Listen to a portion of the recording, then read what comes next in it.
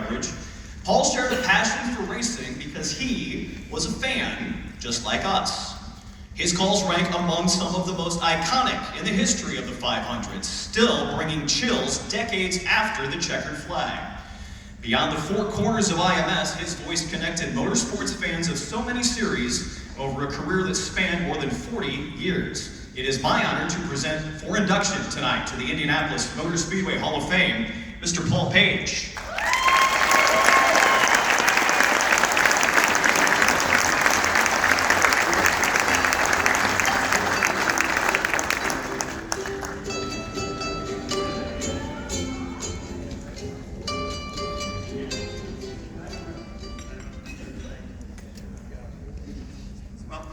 Start with congratulations to all of the other recipients of the evening.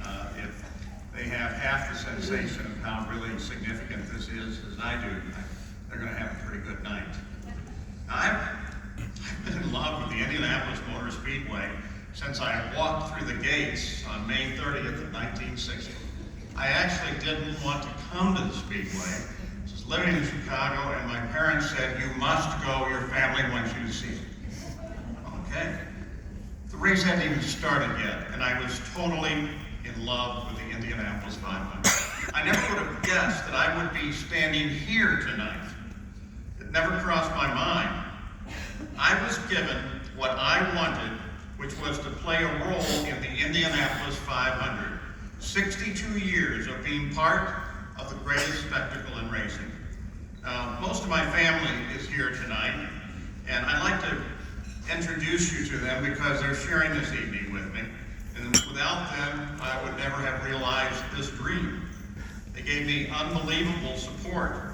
So, thanks to my wife, Sally, who shared the dream with me as a broadcaster, didn't know a thing about racing until she came to the Indianapolis Speedway, but now not only keeps close tabs on the Indy cars, but she's even watching Formula One on the weekends.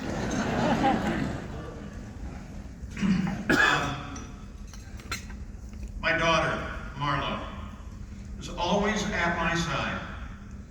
She's here from Brooklyn, New York tonight. She's always pushing me to get to be better. My number one fan who has supported me in any way that she could think of. Her husband, Iker, is from Venezuela and never knew anything about racing. At the time the subject comes up, he smiles and seems to be very proud of being part of a racing family. And their children, my grandchildren, 8-year-old Finn, who was going on and is absolutely fearless. He rolled the family four-wheeler just a week ago, then got right back on, skid knees and all, and went right back at it. He's good looking, he's always friendly and helpful to everyone. But then he tested positive for COVID yesterday. And so Finn and his dad couldn't be here tonight. But with us tonight is 6-year-old Coco. She's smart, she's tough, she's good in school, she practices karate. Her dad and I'm wrapped right around her finger. She's mad about racing though, and just may be a lady winner of the Indianapolis 500. The only question will be with who will win first, Finn or Coco? Living here in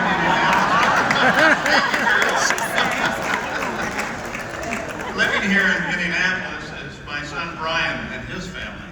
Brian is an aerospace engineer who has been involved in IndyCar racing since high school when he had a job taking apart Robbie Gordon's wrecked cars. Now you talk about job security. Problem there. They said she'd be on the stage Now he is tonight. a senior performance engineer at Andretti Autosport and works Colton Herta's car on race day. Brian joined the team when it was Team Green. I'm so proud of him.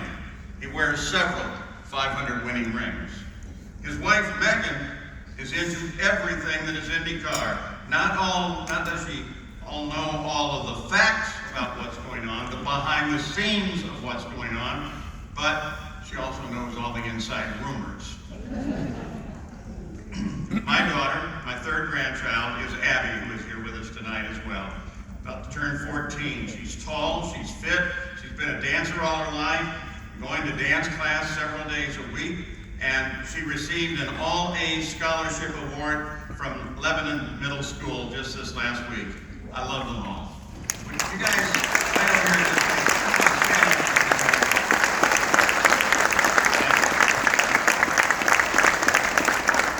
so now that you've met my family, talk a little bit about my extended family. That's all of you here in the room, our community.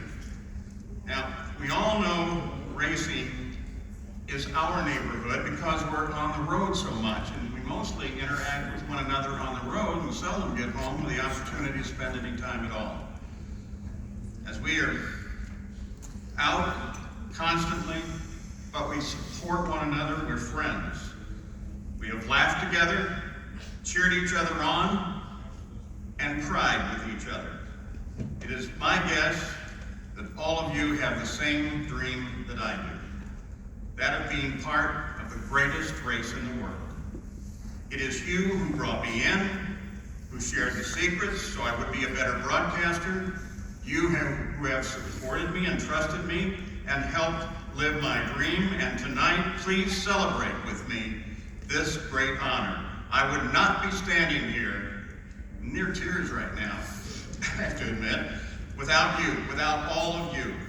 I hope I have given something back to racing. Thank you all, my friends and family. This is the greatest honor I have ever received. Thank you so very much.